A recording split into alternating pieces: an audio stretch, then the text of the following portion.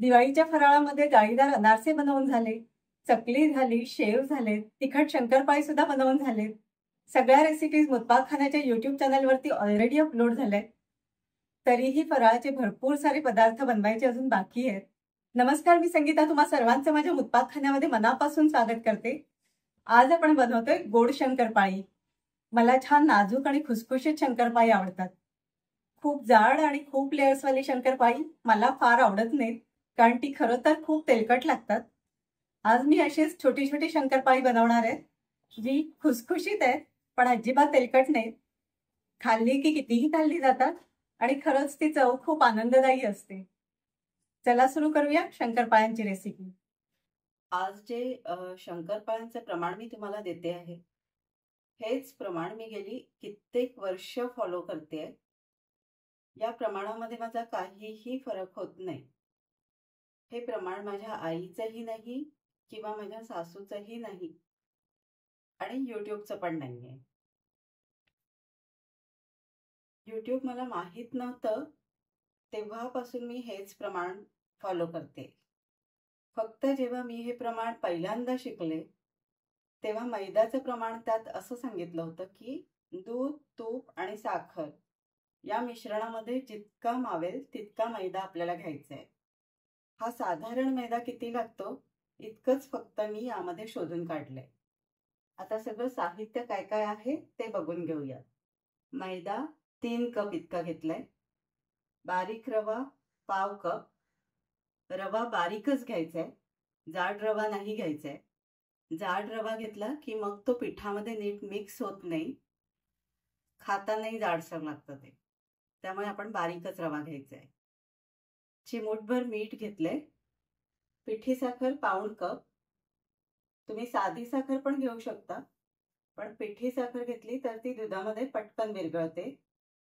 पाऊण कप साखर एकदम परफेक्ट होते, म्हणजे शंकरपाळी अगोड पण होत नाहीत आणि अति गोड पण होत नाही. त्यानंतर इथे मी घेतले पाऊण कप दूध आणि पाणी. दोन्ही अर्धा अर्धा घेतलंय मी. तुम्ही नुसतं दूध किंवा नुसतं पाणीही घेऊ शकता. नुसत्या पाण्याने ही शंकरपाळी तितकीच छान होतात, पण आज मी अर्धा दूध आणि अर्धा पाणी घेतलंय. त्यानंतर मोहनासाठी अर्धा कप तूप घेतलंय. तूप अर्धाच कप घ्यायचं, जास्त नाही घ्यायचं, म्हणजे मोहन आपलं परफेक्ट होतं.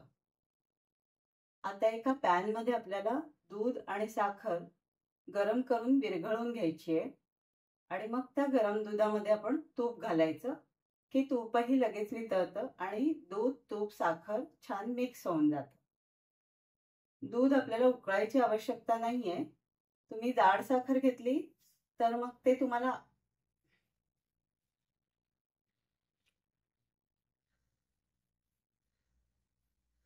जाड साखर घेतली तर मग साखर विरघळेपर्यंत ते उकळलं जातं. पण आपल्याला दूध उकळून घ्यायचं नाहीये, कारण ते नंतर आपल्याला गार करायचे आणि मगच आपल्याला पीठ भिजवायचे. आता मी आधी दूध आणि साखरेचं मिश्रण गॅसवर गरम करून घेते आणि मग साखर दुधामध्ये विरघळली की लगेच आपण त्यात तूप घालून घेऊ.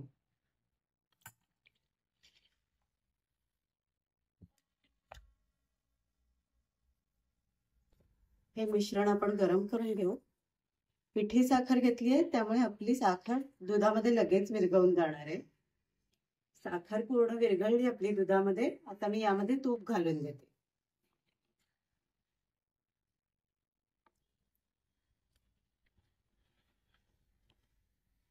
गॅस बंद करून टाकते मी आता. गरम दुधातच तूप आपलं वितळून जाईल. हे दूध, तूप आणि साखर छान मिक्स झालंय. आता हे मिश्रण आपण गार होऊ देऊ आणि मग आपलं पीठ भिजवून घेऊ. आपलं मिश्रण गार झालंय. मी आता परातीमध्ये मैदा, रवा आणि मीठ हे सगळं मिक्स करून घेते.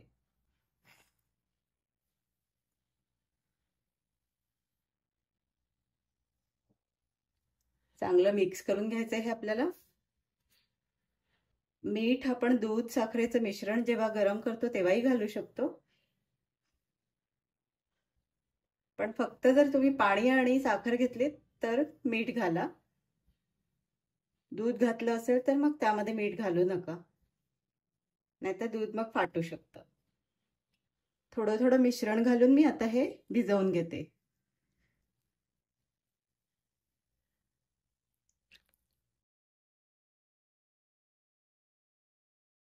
हे पीठ आपलं घट्टही नाही भिजवून झालं पाहिजे आणि खूप सैलही नाही पाहिजे.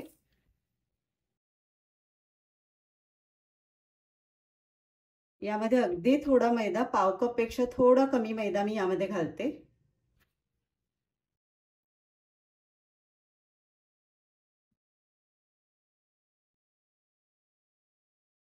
बस इतकंच आपल्याला घट्ट पीठ भिजवायचंय. तुम्हीही जर मैदा भिजवताना तुम्हाला पीठ सैलसर वाटलं तर थोडं वरून घाला, पण एकदम पटकन घालू नका, कारण आपल्याला हे खूप घट्टही नाही करायचंय. आणि आपण या पिठामध्ये रवा घातलाय तर रवाही नंतर थोडा फुलून येतो. मैदा झालाय आपला भिजवून. बघा, खूप घट्ट नाही भिजवला आहे मी. बरेच लोक इतका घट्ट मैदा भिजवतात की त्याचा गोळाच बांधला जात नाही. पण तशा भेगा पडलेल्या पिठाची शंकरपाळी खूप तेल पितात. आपल्याला वाटतं की त्याला छान लेयर्स आलेत, पण तेलात टाकले की ते विरघळल्यासारखे होतात आणि खूप तेल पितात. तर मैदा आपल्याला व्यवस्थित भिजवून घ्यायचा आहे. आता कमीत कमी अर्धा तास आपल्याला हा मैदा असा झाकून ठेवायचा आहे. त्यानंतर मग आपण शंकरपाळी करून घेऊ. अर्धा तास होऊन गेलाय मैदा भिजवून. आता या पिठाचे आपण लाटायला गोळे बांधून घेऊ.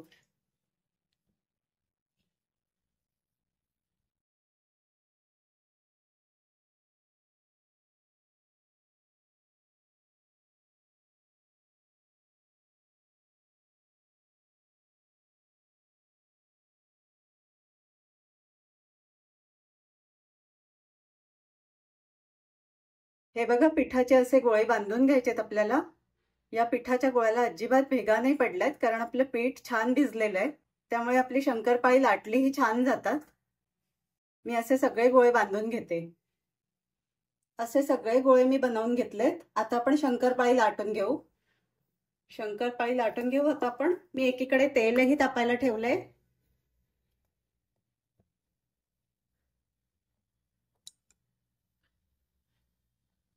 अशी जाडसर पोळी मी लाटून घेतली. आता त्याची शंकरपाळी कापून घेऊ. खूप मोठी मोठी शंकरपाळी कापणार नाहीये मी. शंकरपाळी आपल्याला छोटीच ठेवायची आहे. ही शंकरपाळी फुलतात पण छान.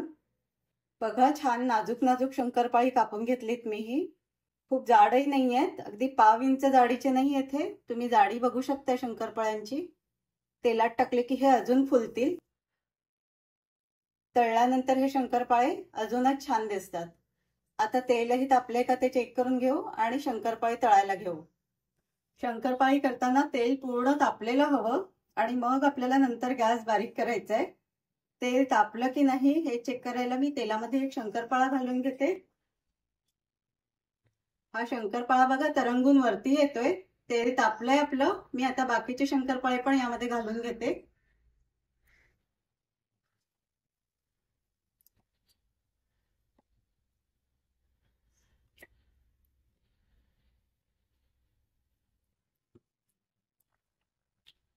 शंकरपाळी झाऱ्याने आपल्याला फक्त हलवून घ्यायची आहे आणि कढईमध्ये पसरून घ्यायची आहे. आता कढईत टाकल्यावर आपल्याला ही शंकरपाळी लगेच हलवायची नाहीये. शंकरपाळी जरा सेट झाली की मग आपण त्याला झाऱ्याने हलवून घेऊ. थोडी हलवून घेते मी आता शंकरपाळी. आता शंकरपाळी आपल्याला हलवत राहायची आहे. ही शंकरपाळी तळायला वेळ लागतो. शंकरपाळी सतत हलवत राहायची आपल्याला आणि बारीक गॅसवरती आपल्याला ही तळत राहायची आहे.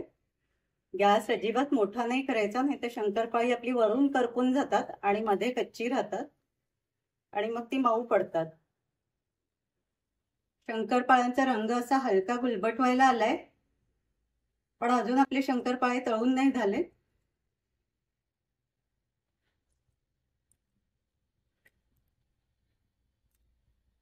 शंकरपाळी झालीत आता. बघा, त्यांचा रंगही एकदम गुलाबी झालाय. यापेक्षा जास्त आपल्याला ती तळायची नाहीये. मी काढून घेते शंकरपाळे.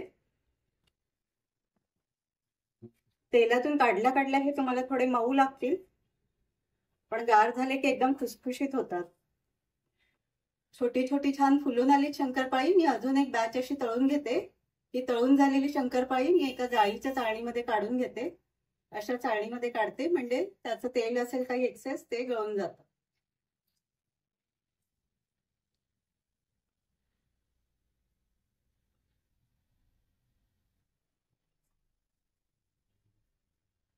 ही पण शंकरपाळी मी तशीच तळून घेते.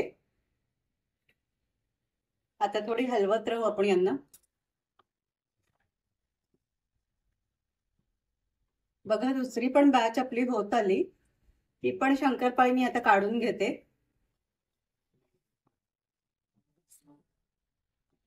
शंकरपाळी तळायला साधारण आपल्याला 8 ते 10 मिनिटं लागतात.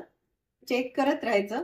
खूप जास्त वेळ आतमध्ये ठेवली तर त्याचा रंग खूप बदलून जातो. यापेक्षा जास्त जर शंकरपाळ्यांचा रंग डार्क आला तर तो चांगला दिसत नाही. शंकरपाळी तेलातून काढल्यावर तुम्हाला जरी हलकी नरम वाटली तरी गार झाल्यावर ती खुसखुशीत होतात. ही पण शंकरपाळी मी आता जाळीवर काढून घेते आणि बाकी सगळे शंकरपाळी असेच तळून घेते. आपली शंकरपाळी तयार आहे. खुसखुशीत झाली पण तेलकट नाही आहे. अशी शंकरपाळी कितीही खाल्ली जातात. व्हिडिओमध्ये मी सगळे डिटेल्स शेअर केलेत तरी सुद्धा काही टिप्स परत सांगते. गोड शंकरपाळ्यांना मोहन परफेक्ट घालायचं. पीठ भिजवताना ते घट्ट भिजवायचं पण इतकं घट्ट नाही भिजवायचं की शंकरपाळी लाटताना त्यांना भेगा पडतील. शंकरपाळी लाटताना खूप जाड नाही लाटायची. आपल्या पोळीपेक्षा डबल साईजचे लाटले तरी शंकरपाळी छान फुलतात. याशिवाय शंकरपाळी तेलामध्ये तळताना ती मंद आचेवर तळायची. खूप कडकडीत तेल झालं की त्यामध्ये शंकरपाळी करपतात. मंद आचेवरती शंकरपाळी छान हळूहळू तळायची. साधारण 9 ते 10 मिनिट लागतात. त्यानंतर शंकरपाळ्यांचा रंग बदलला की त्यांना बाहेर काढून घ्यायचं. शंकरपाळी काढताना जरी मऊ असली तरी गार झाली की ती खुसखुशीत होतात. अशा सगळ्या टिप्स तुम्ही पण फॉलो करा. खूप छान शंकरपाळी होतील. तुम्हाला नक्की आवडतील. तुम्हाला जर माझी शंकरपाळ्यांची रेसिपी आवडली असेल तर व्हिडिओला लाईक करा, शेअर करा आणि माझ्या चॅनललाही सबस्क्राईब करा. धन्यवाद. पुन्हा भेटूया अशाच एका छानशा रेसिपीमध्ये. तोपर्यंत तुम्ही शंकरपाळ्यांची रेसिपी ट्राय करा आणि तुमचे फीडबॅक मला कमेंट्सद्वारे कळवा.